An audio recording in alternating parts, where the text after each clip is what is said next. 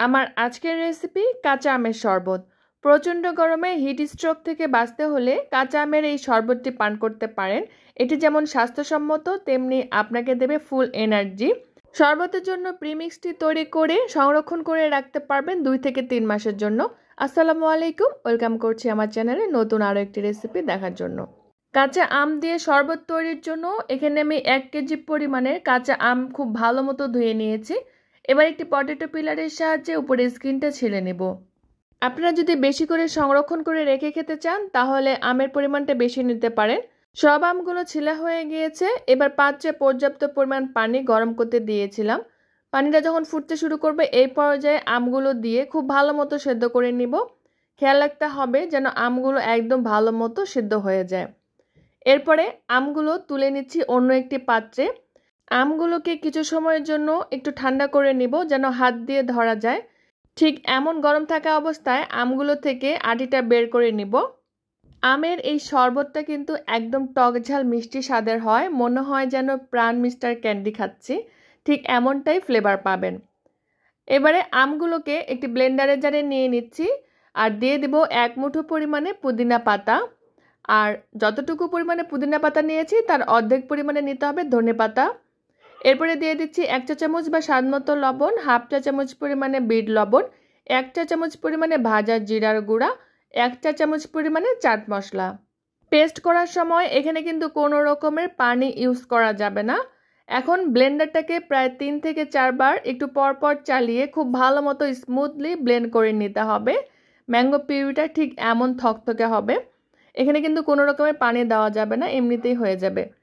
এরপর চুলায় একটি পাত্র বসিয়ে দিয়ে দিচ্ছি 1.5 কাপ পরিমাণে চিনি আর 1 কাপ পরিমাণে পানি। চিনির পরিমাণটা আপনাদের কাছে একটু বেশি লাগতে পারে, তবে আজকে আমি যে প্রিমিক্সটা তৈরি করব এটা দিয়ে কিন্তু প্রায় 25 থেকে 30 গ্লাসের মতো শরবত হয়ে যাবে। চিনিটা যখন খুব ভালো মতো গলে যাবে এই পর্যায়ে আমি যে ম্যাঙ্গোটাকে পিউরি করে রেখেছিলাম সেগুলো দিয়ে দিচ্ছি। দিয়ে খুব ভালো মতো ঘেটে মিক্স করে দেব। আমি একটি হ্যান্ড উইস্কের সাহায্যে একটু নেড়ে দিচ্ছি, এতে করে খুব স্মুথলি চিনির সাথে আমের পিউরিটা মিক্স হয়ে যাবে।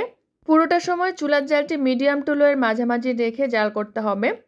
আমের পিউরিটা যখন এরকম থকথকে ভাব চলে আসবে এই পর্যায়ে কয়েক ফোঁটা গ্রিন ফুড কালার দিচ্ছি। এটা জাস্ট দেখার সৌন্দর্যের জন্য, চাইলে আপনারা স্কিপও করতে পারেন, এতে করে স্বাদের কোনো হেরফের হবে না। তবে অবশ্যই অনবরত নাড়তে হবে যেন নিচের দিকে লেগে না যায়। প্রায় 6 থেকে 7 মিনিট অনবরত নাড়াচাড়ার পর যখন অনেকটা থকথকে ভাব চলে আসবে আর বুদবুদগুলো একটু দেরি করে উঠছে আর আঙ্গুলে এভাবে নিলে 2 আঙ্গুলের মাঝে একতারের সৃষ্টি হচ্ছে আবার কেটে কেটে যাচ্ছে, এই পর্যায়ে বুঝতে হবে যে কনসিস্টেন্সিটা একদম পারফেক্ট আছে।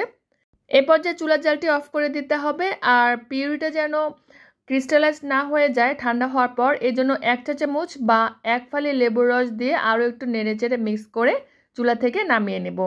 মিশ্রণটাকে এর থেকে বেশি ঘন করার কোনো প্রয়োজন নেই, কারণ ঠান্ডা হয়ে গেলে এটা আরও অনেকটা থকথকে হয়ে যাবে। মিশ্রণটাকে পুরোপুরি ঠান্ডা করে কোনো এয়ারটাইট কন্টেনারে ভরে ফ্রিজের নর্মাল চেম্বারে রেখে সংরক্ষণ করতে পারবেন 2 থেকে 3 মাসের জন্য। প্রিমিক্সটি রেডি হয়ে গিয়েছে। এখন এটা দিয়ে কীভাবে শরবত তৈরি করব চলুন দেখে আসি।